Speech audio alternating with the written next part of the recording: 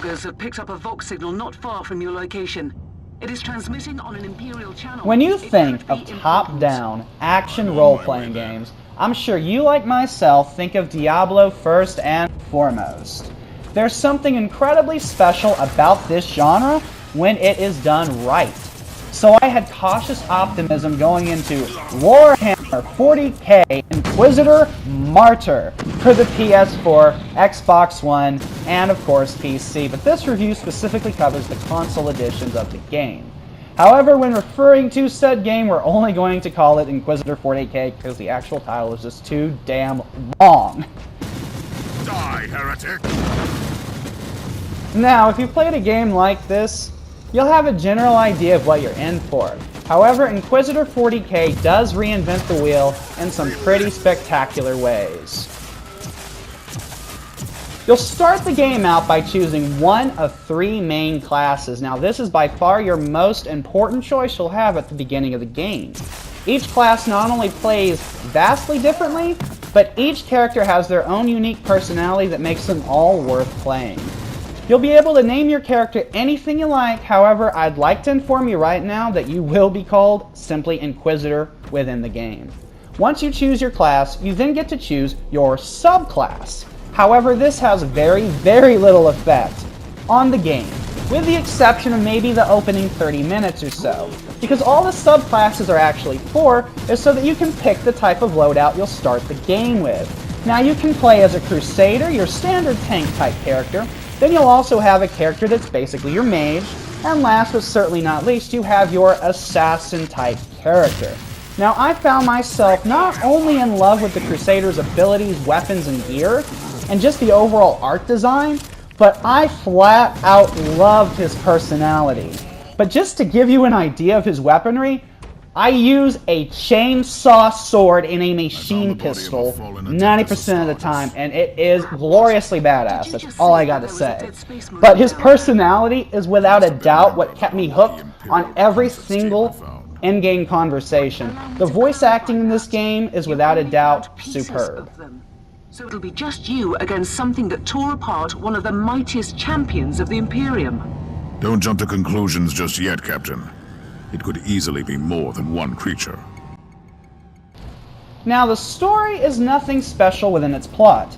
However, where Inquisitor 40K's story prowess lies is its exceptional writing, which has the perfect blend of drama, camp, and an exquisite attention to detail.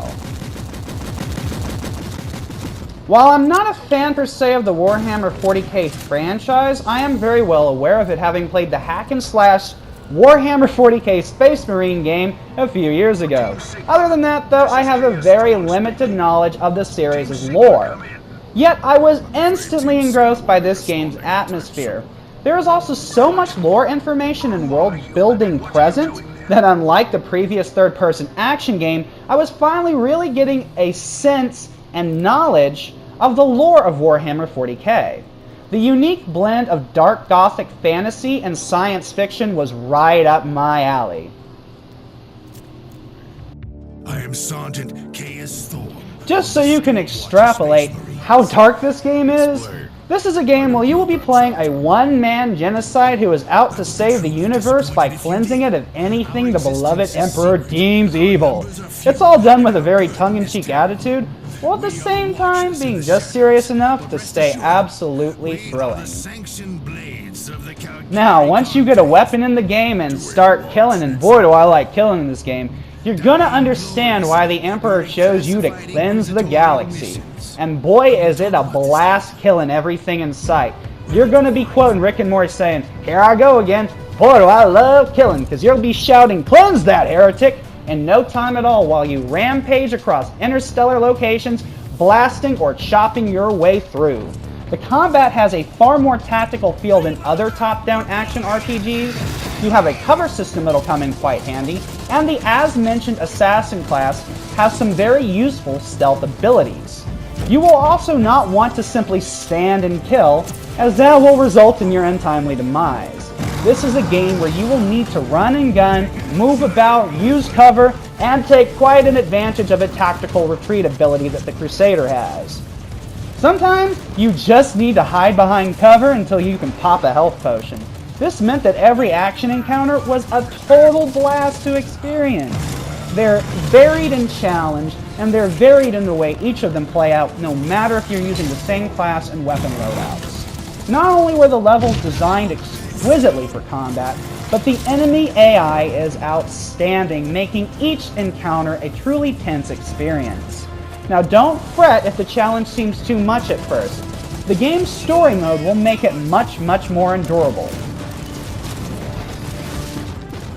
And as you level up and increase your character's ratings, the game will become even easier.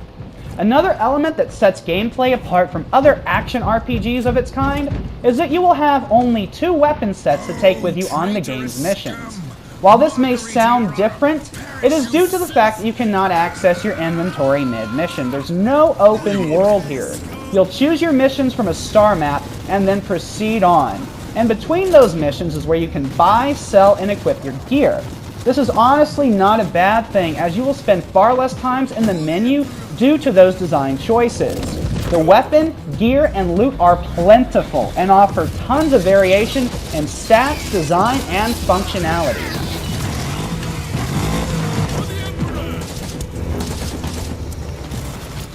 Beyond the game's 20+ hour campaign, you're going to have access to a wide range of side missions to tackle, all with varying difficulty and level requirements.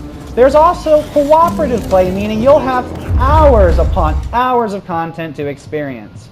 On top of all of that, the game is very replayable due to its insanely fun combat and exquisite character variation. Beyond wanting to reach the top level, you also change your stats based on your gear, meaning mining for gear is always a worthwhile adventure.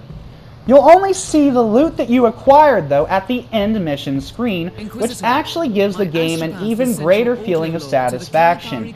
Enemies do not have to spew out tons of loot for the combat to stay interesting. As a matter of fact, them turning into glorious blood pinatas is far better. Nothing in the game ever feels tedious or dull, which is quite a feat within the genre. Sadly, this is the part of the review that I least look forward to, telling you about the game's faults, and surprisingly, unlike most modern games, this one has some rather glaring issues. Starting with the fact that while I was playing, the sound randomly decided to cut out. Now, this wouldn't be a big issue, you just restart the game after all. However, it was a more disheartening and distressing experience because it caused my entire PS4 to stop outputting audio. Not entirely, mind you, but if the game was still running in the background, there would be no audio out of Spotify, Hulu, YouTube, Netflix, you name it. If the game was closed, sound came back. The game also crashes when you try to start side missions or occasionally at the end of a side mission. Now, I have a suspicion of why this happens. The side missions are randomly generated and only last for a certain amount of time, so if you back out of the game and come back, or if you leave the game idling for too long, especially on the star map screen, which is where you'll choose these missions, you'll have to back out of the star map a couple of times, not just coming out of the star map itself, but zooming out of the actual map from a planet to the galaxy and so on. That way you can go back onto the planet and find a new mission that you can actually undertake without the game randomly crashing when you try to start the mission. These issues are annoying, but it was a very surprising type of annoyance. It was very brief. The game would freeze or whatever it would do when it crashed, typically just ceasing to work. And I really wouldn't feel that much frustration. I go, that's annoying. But then I would load right back into the game and I'd be having the time of my life, because this is one of the absolute most fun top-down action role-playing games I have ever played. And it's definitely up there with some of the most fun games I've played in my life. I am serious, this game is that well balanced and designed. It is just a sheer blast to play through.